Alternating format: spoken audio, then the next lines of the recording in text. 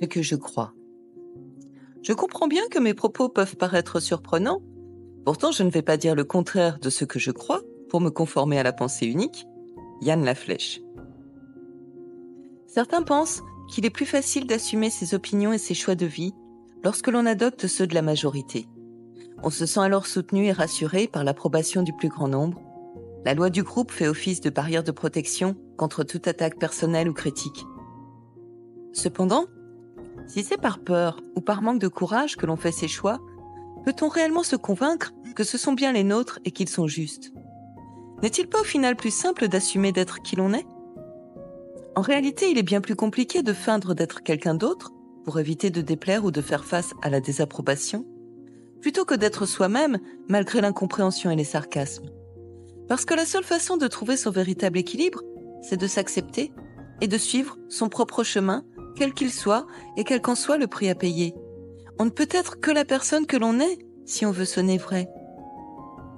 On peut essayer de se détourner de ce que l'on pense intérieurement être vrai, mais on se heurte inéluctablement tôt ou tard à une sensation de mal-être et de malaise.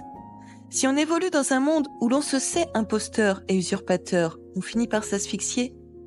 Le manque d'authenticité est une injure que l'on s'inflige surtout à soi-même.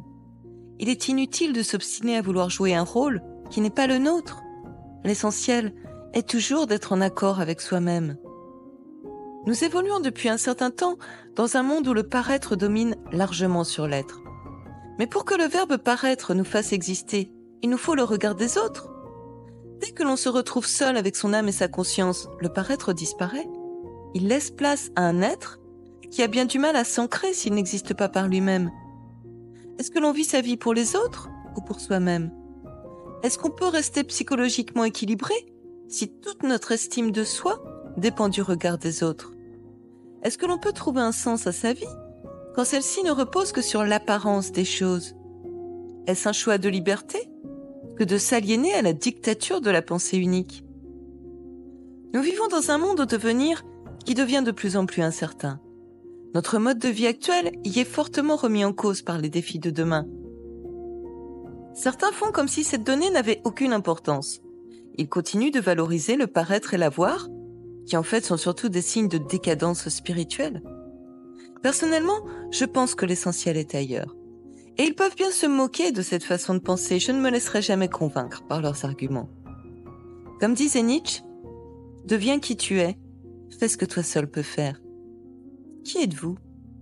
Que pouvez-vous ou que pourriez-vous faire ? Je vous laisse méditer là-dessus. À bientôt.